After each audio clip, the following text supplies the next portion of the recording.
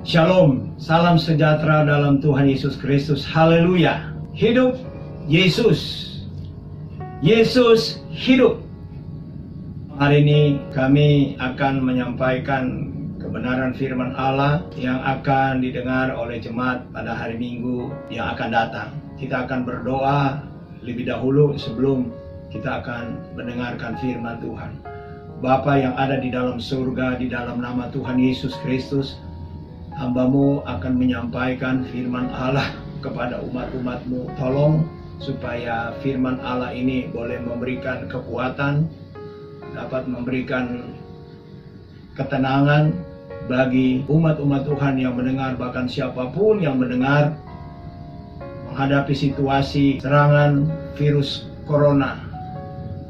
Mereka tidak akan takluk di bawah ketakutan, tapi mereka akan kuat, mereka tegar menghadapi apa yang sedang terjadi di Indonesia, khususnya di DKI Jakarta. Kami akan menyampaikan kebenaran firman Allah saat ini dengan segala ucapan syukur dalam nama Tuhan Yesus Kristus. Amin. Saudara yang kekasih dalam Yesus Kristus, para pemirsa yang kami kasihi, malam hari ini saya akan membaca di dalam kitab Yesaya pasal 40 ayat 31. Demikian firman Tuhan.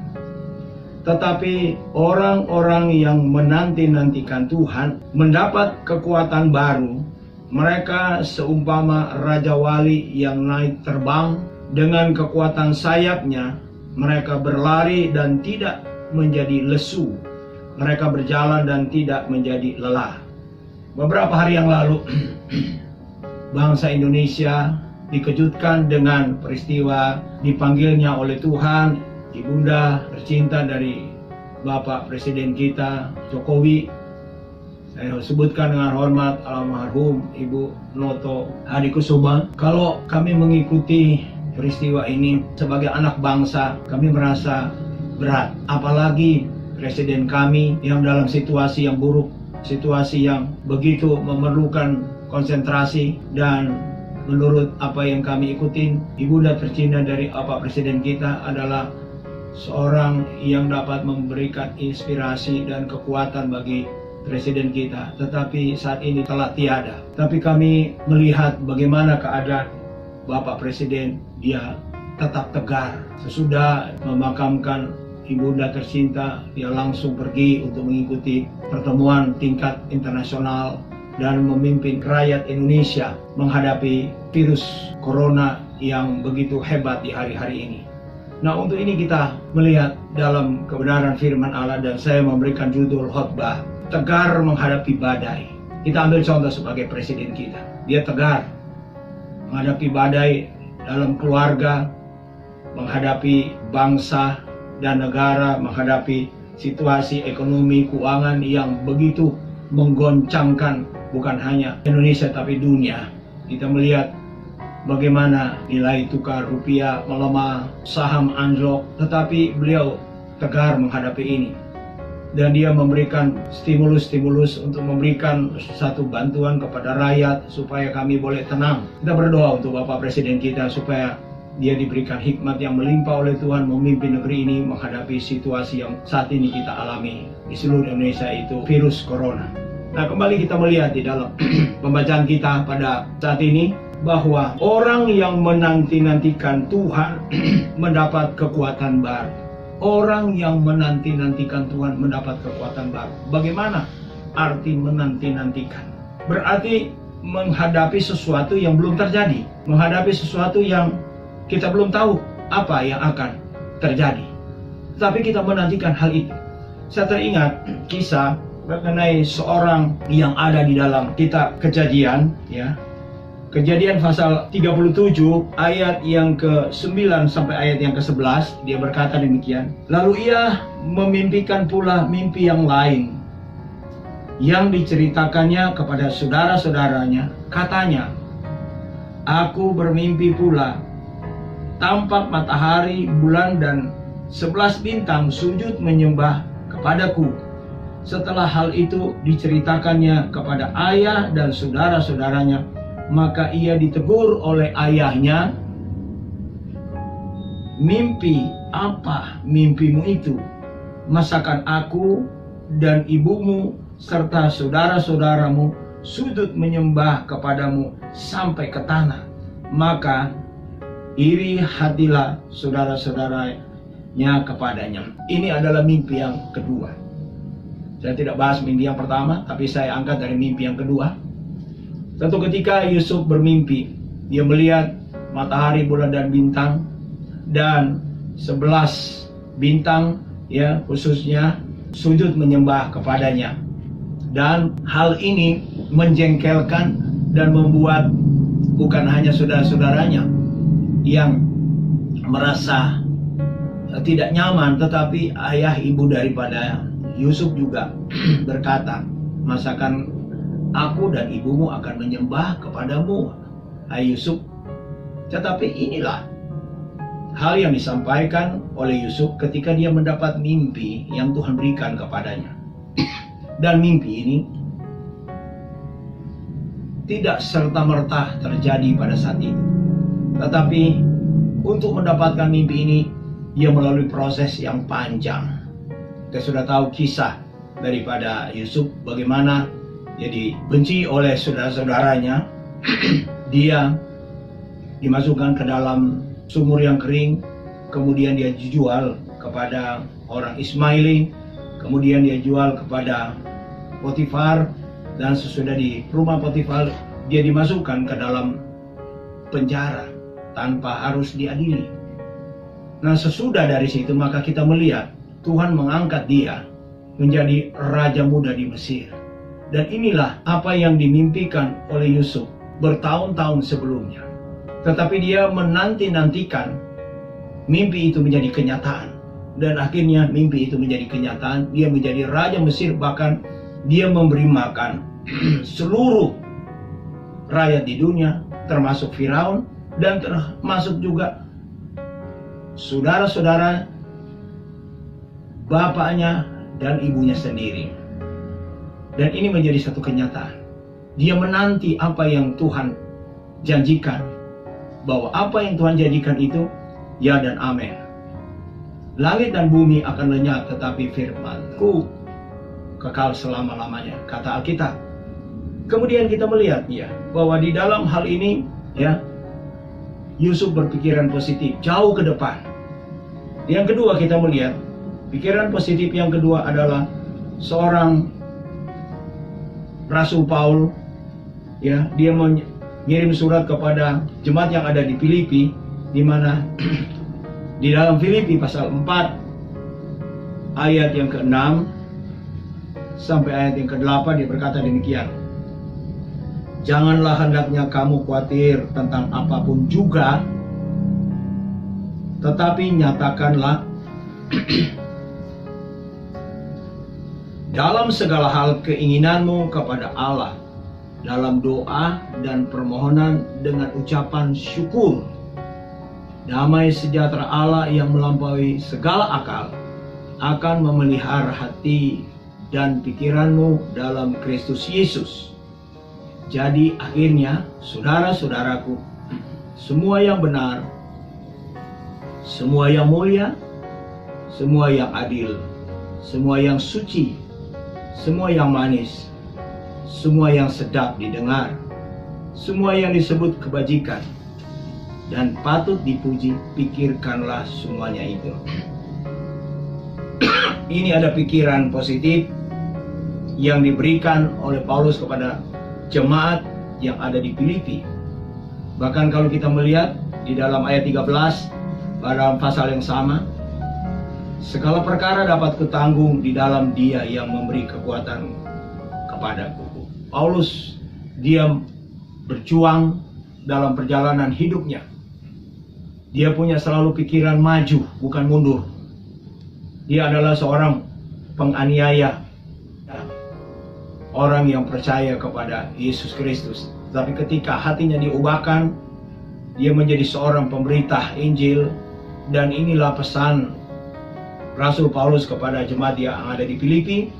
Apa yang baik, apa yang mulia, apa yang adil, apa yang manis, apa yang sedap didengar, Apa yang disebut kebajikan, pikirkanlah itu.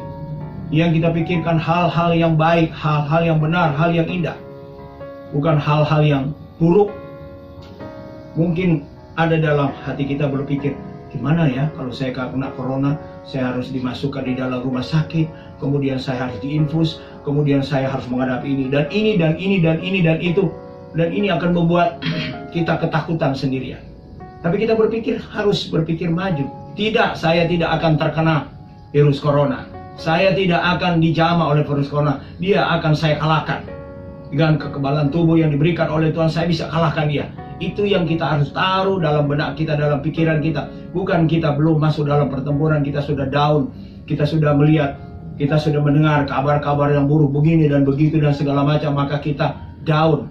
Imunitas tubuh kita menurun dan akhirnya kita mudah terserang. Samping imunitas tubuh yang kita harus jaga adalah iman kita yang kita harus jaga. Karena Alkitab katakan orang benar hidup karena iman. Kita perlu obat, kita perlu dokter. Tapi di atas itu semua adalah iman kita kepada Yesus Kristus atau Isa Al-Masih. Junjungan yang ilahi, dia yang akan membuat kita satu perlindungan, benteng perlindungan yang tidak bisa tembus oleh apapun. Ya, virus apapun, bukan hanya virus corona, virus apapun, terutama virus dosa. Dan yang kedua, kita melihat kembali dalam pembacaan kita di dalam Yesaya pasal yang ke 40 tadi dikatakan, ya, terbang di atas persoalan. Kita melihat Alkitab mengambil contoh seekor burung Raja Wali. Burung Raja Wali, dia adalah seekor burung yang menguasai angkasa. Tidak seperti ayam, tidak seperti burung tekukur, tidak seperti burung merpati, tidak seperti burung bangau dan lain-lain. Ada badai langsung lari bersembunyi. Tetapi Raja Wali, dia buka sayapnya, dia tantang badai itu. Dan ketika badai itu menghantam dia, dia bukan turun, ya, tetapi dia naik. Dan inilah yang menjadi satu contoh bagi kita, bahwa kita harus terbang. Kita punya iman harus di atas persoalan dan masalah, bukan di bawah persoalan. Kalau kita di bawah persoalan, maka kita akan diinjak-injak oleh persoalan. Kita harus punya pandangan yang kuat ke depan. Kita harus tegar menghadapi badai ini. Karena dalam perjalanan hidup manusia, tidak semua berada dalam keadaan tenang. Tapi ada satu saat yang harus kita menghadapi badai, tantangan, persoalan. Tapi apa kita harus mundur? Ya, hidup kita harus berjuang, harus kita melangkah maju. Nah, kita punya sesuatu yang kita miliki dalam hidup kita adalah satu keyakinan kepada Tuhan, dan keyakinan itu harus disertai dengan perbuatan. Ya, terbang di atas persoalan atau di atas badai. Kita melihat ada dua contoh yang saya ambil contoh hal ini, yaitu Daniel di dalam gua singa. Sebelum dia masuk ke dalam gua singa, kita membaca di dalam Alkitab, dia tidak berdiam diri langsung tiba-tiba dimasukkan ke dalam gua singa. Tetapi ada yang dia lakukan, justru itu yang membuat dia harus masuk ke dalam gua singa. Tapi kita melihat singa tidak bisa menerkam Daniel karena ada hal yang dia sudah lakukan terlebih dahulu. Di dalam Daniel 6 ayat yang ke-11 dia berkata demikian, demi didengar Daniel bahwa surat perintah itu telah dibuat, pergilah ia ke rumahnya. Dalam kamar atasnya ada tingkap-tingkap yang terbuka ke arah Yerusalem. 3 kali sehari ia berlutut berdoa serta memuji Allahnya seperti yang biasa dilakukannya. Kita melihat bahwa untuk menghadapi persoalan ada yang dilakukan oleh Daniel, yaitu apa? Dia berdoa. Dan doa ini adalah sesuatu yang luar biasa, saudara. Tadi siang saya beritahu kepada pekerja-pekerja, baca di dalam Yakobus pasal 5. Di sana ayat 13 kalau saya tidak salah dikatakan bahwa doa orang benar apabila didoakan dengan yakin sangat besar kuasanya. Ya, Elia dia berdoa menahan hujan tidak turun di tanah Israel pada waktu itu. Dan kemudian dia minta, Tuhan kirim hujan, Tuhan buktikan, Tuhan kirim hujan, karena doa. Nah, ini yang perlu kita lakukan dalam kehidupan kita. Kita saat ini mungkin kita bisa berdoa bersama-sama di dalam tempat ibadah, tapi kita punya tempat ya ibadah di rumah kita masing-masing, di ruangan kita masing-masing. Lakukan itu. Jam yang sama yang kita sudah janjikan, tiap hari Minggu kita ibadat pagi jam 9, tiap hari Minggu kita ibadat jam 16.30. Lakukan. Kita menghadap Tuhan, bukan seadanya, tetapi kita datang seperti selayan kita beribadat.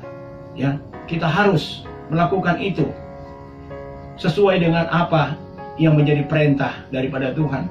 Ingatlah hari Sabat dan kuduskanlah dia. Karena ini adalah satu janji Tuhan. Melalui ibadat, kembali lagi, Tuhan katakan ada janji hidup saat ini dan yang akan datang. Ya, melalui ibadat, ada janji, roti kita diberkati, air kita diberkati, sakit penyakit kita dilalukan. Kemudian kita lihat contoh yang kedua, ya. Bagaimana Sadrak, Mesak, dan Abednego, ya. Mereka mempunyai moral yang sangat luar biasa. Yang mereka hadapi adalah dapur api. Mereka adalah orang-orang yang mempunyai jabatan dalam pemerintahan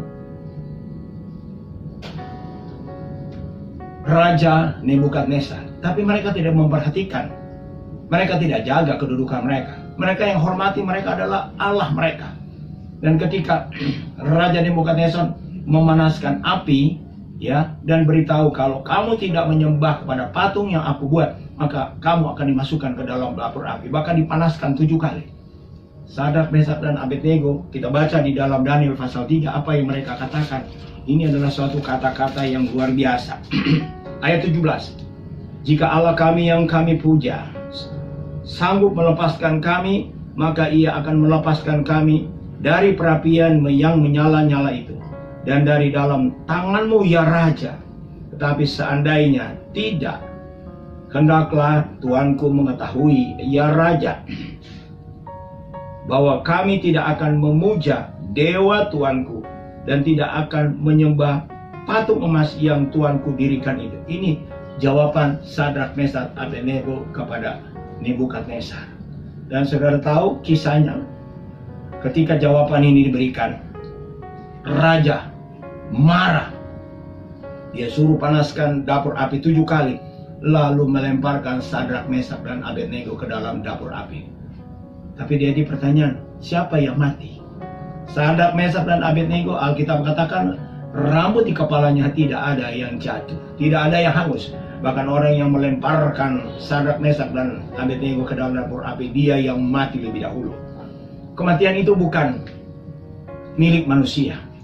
Kalau belum waktunya Tuhan, kalau belum waktunya dipanggil Tuhan, tidak ada satu manusia yang akan mati. Dan yang kita harus takuti adalah Tuhan. Yang kita harus sembah, bukan corona yang kita sembah. Justru kita lebih takut sama corona, bukan takut sama Tuhan. Maka ini akan menjadi masalah dalam hidup kita. Ya, biarlah kita tegar dalam menghadapi badai ini, karena hidup ini akan berjalan terus. Ya, Sadrak, Mesak, dan Abednego, mereka berintegritas, ya, jujur dengan kata-kata mereka ucapkan, mereka lakukan, dan Tuhan senang dengan perkataan-perkataan yang jujur, diucapkan dan dilakukan. Ya, dan yang terakhir kita melihat apa? Di dalam pasal yang sama dikatakan berlari dan tidak menjadi lesu. Orang yang menanti-nantikan Tuhan, dia berlari dan tidak menjadi lemah. Ya, karena apa? Berlari itu saat ini saya boleh katakan kita disuruh berlari, melakukan hal yang baik. Kalau kita sudah lihat hal yang baik yang dilakukan, beritahu oleh pemerintah, lakukan dengan satu gerakan lari, bukan diam atau lembek atau lemah. Kita berlari karena kita tahu pemerintah adalah wakil Allah, dan kita juga harus melakukan sesuatu dengan cepat. Beberapa hari yang lalu saya beritahu kepada anggota jemaat, mari jangan kita diam di tempat. Kita keliling kota Jakarta, berdoa keliling, berdoa setiap rumah sakit di mana ada pasien yang dirawat di sana. Kita berdoa buat dokter, juru rawat, para cleaning service, satpam, para dokter. Kita doakan supaya mereka kuat, tidak terpapar dengan virus corona, karena mereka adalah ujung tombak, adalah garis depan untuk menghadapi serangan daripada virus corona. Kita berdoa. Nah, ini yang kita harus lakukan, ya. Bukan kita hanya diam, ya. Tapi di rumah pun saudara taruh nama-nama rumah sakit, ya. yang sedang berjuang, khususnya di DKI Jakarta, doakan supaya rumah sakit itu tidak dipenuhi dengan pasien corona, tapi orang-orang yang itu disembuhkan oleh Tuhan, dijauhkan daripada kematian. Ini yang harus kita lakukan. Cepat kita harus lakukan. Jangan nanti tunggu, oh nanti dia yang berdoa, oh nanti si B, si A. Ya, saya yang ada dengar saat ini, saudara lakukan. Ya, siang, malam, sore lakukan itu, karena ini adalah perintah daripada Tuhan. Dan kita akan baca sebagai ayat terakhir 1 Korintus 19 ayat 9 ayat 24. 1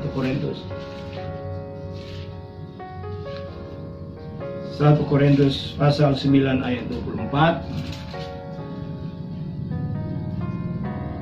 Tidak tahukah kamu bahwa dalam gelanggang pertandingan semua peserta turut berlari, tetapi bahwa hanya satu orang saja yang mendapat hadiah? Karena itu larilah begitu rupa sehingga kamu memperolehnya. Ya. Dalam pertandingan iman kita harus berlari, jangan santai, jangan MMTL, malas, malu, lupa, takut melakukan yang baik. Yang kita sudah tahu yang baik, lakukan, cepat kita lakukan, ya, karena ada hal yang baru yang kita harus lakukan. Inilah pesan kami sebagai para hamba Tuhan, pelayan Tuhan, untuk jemaat yang mendengar di mana saja saudara berada, ya. Saudara kuat, tegar dalam menghadapi badai. Kita bersama dengan Tuhan, karena Alkitab katakan bersama Tuhan Yesus Kristus kita akan melakukan perbuatan-perbuatan yang gagah perkasa, karena Dia yang akan menginjak segala lawan-lawan kita. Puji Tuhan, demikianlah firman Tuhan. Amin. Kita tundukkan kepala dan kita berdoa. Bapa sorga, kami sudah menyampaikan isi hatimu Bapa terhadap umat-umat yang mendengarkan, siapapun dia, di mana dia berada. Dialah firman Allah yang pergi tidak akan kembali dengan percuma, tapi akan melaksanakan perintahnya. Di mana umat-umatmu akan berpikiran positif, mereka tidak akan tenggelam dalam masalah, tapi mereka di atas persoalan bersama dengan Tuhan, dan mereka berlari untuk melakukan hal-hal yang baik. Ini doa kami, kiranya damai sejahtera, sukacita daripada Tuhan akan meliputi umat-umatmu semua. Dalam nama Yesus Kristus kami sudah berdoa dan mengucap syukur. Amin. Puji Tuhan, kita sudah dengarkan firman Tuhan, dan saat ini kita akan berdoa memberkati saudara dimanapun Anda berada. Saat ini kekasih-kekasihku, dimanapun Anda berada, Anda tinggal, Anda sedang adakan ibadat, kiranya damai sejahtera Allah menyertai Anda sekalian. Sukacita di dalam Tuhan akan menyertai. Pertolongan Tuhan akan menyertaimu. Kiranya berkat Allah Bapa yang dalam sorga, kasih sayang dalam Tuhan Yesus Kristus, persekutuan Roh Kudus tinggal menyertai kita sekalian. Mulai saat ini sampai Maranatha, Tuhan Yesus datang pada kali yang kedua. Haleluya. Amin.